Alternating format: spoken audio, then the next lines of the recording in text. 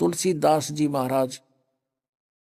अब ये श्रद्धालु तो नहीं होगा, विश्व को शांति अब इन्हीं से मिलेगी। और ये क्या कहते हैं, इन्होंने ये ना समझा। अब इसके पृष्ठ नंबर आपको 50 पे दिखाते हैं। यह है पृष्ठ नंबर 50।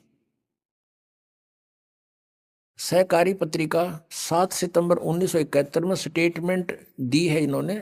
7 सितंबर 1971 में इनकी स्टेटमेंट प्रकाशित हुई है। क्या, किसकी? तुलसीदास जी की। और ये इस ब्रैक इसमें बॉक्स के अंदर है, हम यहां से लेते हैं। वह अवतार जिसकी लोग प्रतीक्षा कर रहे हैं 20 वर्ष का हो चुका है।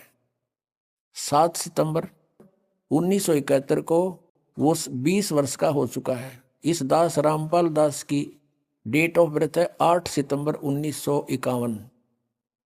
7 सितंबर को दास पूरा 20 वर्ष का हो चुका है और 8 सितंबर को 21वां वर्ष शुरू हो जाता है।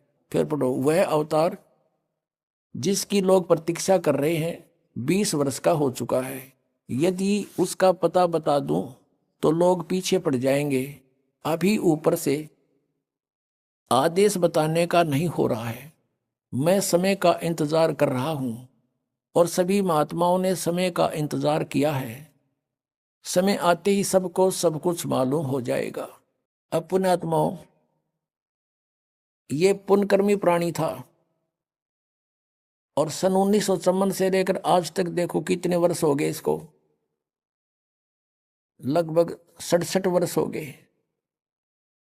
और आज से इसने 40 वर्ष पहले ये भविष्यवाणी करी थी कि वो 20 वर्ष का हो चुका है वो अवतार।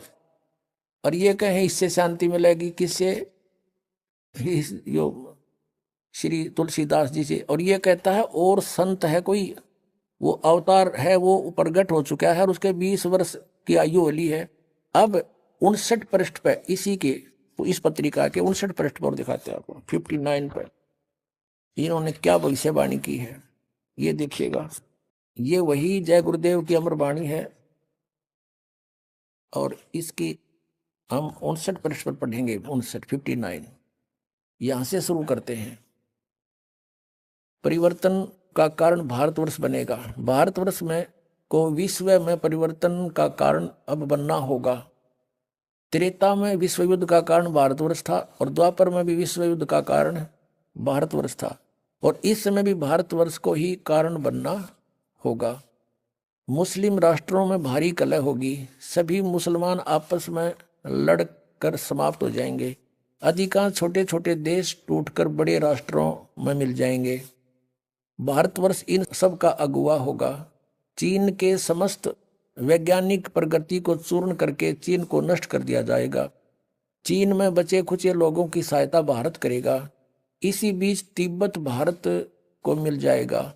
यदि सभी राष्ट्र आपस में मिलकर भारतवर्ष पर आक्रमण करें तो भी इसे कोई जीत नहीं सकता है। भारत में नए सिरे से संगठन होगा।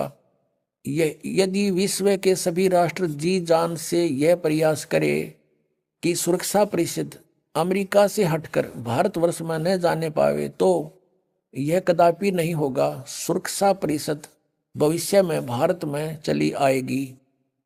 महापुरुष का जन्म भारत के एक छोटे से गांव में हो चुका है जिसके विषय में 7 सितंबर 1971 को तुलसीदास जी कह रहे हैं वो 20 वर्ष का हो चुका है। अब ये है सहकारी पत्रिका 28 अगस्त 1971 को इसने स्टेटमेंट दी। इसमें नाम नहीं बताया। फिर 7 सितंबर को क्लियर कर दिया कि आज वो 20 वर्ष का हो चुका है। इसमें लिखा कि महापुरुष का जन्म भारतवर्ष के एक छोटे से गांव में हो चुका है और वह व्यक्ति मानव इतिहास का सबसे महत्वपूर्ण व्यक्ति बनेगा। उसे जनता का इतना बड़ा समर्थन प्राप्त होगा कि आज तक किसी को नहीं मिला है। वह महापुरुष नए सिरे से विधान बनाएगा और वह विश्व के संपूर्ण देशों पर लागू होगा। उसका एक झंडा होगा और एक भाषा होगी। पुण्यात्माओं, कबीर परमेश्वर आए थे क्योंकि वे स्वयं परमेश्वर हैं और परमेश्वर की महिमा को परमेश्वर ही जान सकता है। इसलिए उन्होंने अपनी महिमा आपा आके बताई कि हम ही अलख अला हैं कुतुब गोस और पीर, गरीबदास खालिक धनी हमरा नाम कबीर। अब रामानंद जी से परमात्मा कबीर जी अपना परिचय दे रहे हैं, लेकिन वो समझ नहीं पा रहे कि ये सच्चाई बोल रहे हैं। जैसे तुलसीदास जी हुए हैं जो जिन्होंने रामायण लिखी है, कौन सी रामायण, श्री रामचंद्र जी वाली रामायण लिखी है, उनकी दिव्य दृष्टि खुल गई थी। इस दिव्य दृष्टि की कुछ रेंज होती है, जैसे सूक्ष्मदर्शी की होती है दूरबीन की, उसकी अपनी अपनी रेंज होती है, कहाँ तक देख सकती है। तो ऐसे उस तुलसीदास जी ने लाखों वर्ष पहले की घटना घटी हुई श्री रामचंद्र जी और रावण के बारे में, वो एज इट इज अपनी भाषा में, अपने लैंग्वेज में, चौपाइयों में, दोहों में लिख दी। इसी प्रकार आदरणीय गरीबदास साहिब जी ने परमात्मा से परिचित होकर के, परमेश्वर ने उनका ज्ञान योग दिव्य दृष्टि खोल दी थी। उसके बाद गरीबदास जी ने परमेश्वर के पहले और आगे के सब घटनाओं का, दृष्टांतों का विवरण अपनी लैंग्वेज में, अपनी वाणी में लिखा है, तुलसीदास जी की तरह। तो यहां कहा कि ए स्वामी सृष्टा में, कबीर साहब जी परमेश्वर जी बता रहे हैं, ए स्वामी सृष्टा में सृष्टि हमारे तीर, दास गरीब अधर बसू अवगत सत कबीर। मैं ऊपर रहता हूं उस श्लोक में, सह शरीर हूं और वहां से चलकर आया हूं। परमात्मा जन्म नहीं लेते। कोई ये कहे कि हमारे गुरु जी भी चलकर आए, ये तो जन्म लेकर आए माता से। वो परमात्मा स्वयं चलकर आए हैं और उन्होंने अपनी महिमा आप पे बतानी पड़ी। आप पे आरती आप पे साजे, आप पे किंगर आप पे बाजे, आप पे ताल झांझ जनकारा, आप नचे आप देखनारा। पुण्यात्माओं, परमात्मा ने 600 वर्ष पहले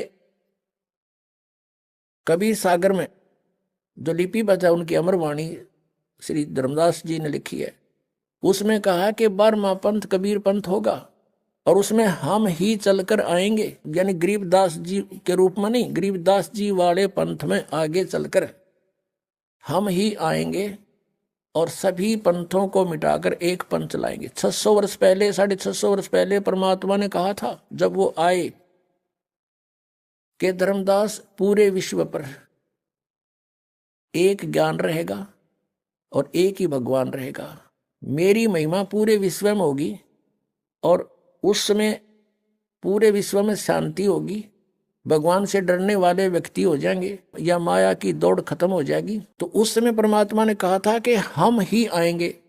कबीर जी वो स्वयं नहीं आए तो अपना दास भेज दिया। तो जिसके विषय में श्री ये तुलसीदास साहिब जी, ये मथुरा वाले प्रबंधक यानी संत भविष्यवाणी कर रहे हैं, वो ये दास है। अब आप पे आरती आप पे साजे, आप पे किंगर आप पे बाजे, आप पे ताल झांझ जनकारा, आप नचे आप देखनारा। अब ये तो महापुरुष है, इसको अवतार कहो चाहे कुछ को, लेकिन ये दास तो दास है। आपको बोल रहा है, दास परमेश्वर का कुत्ता है, आप धनियों को जगा रहा है कि आपको बहुत हानि करेगा ये काल।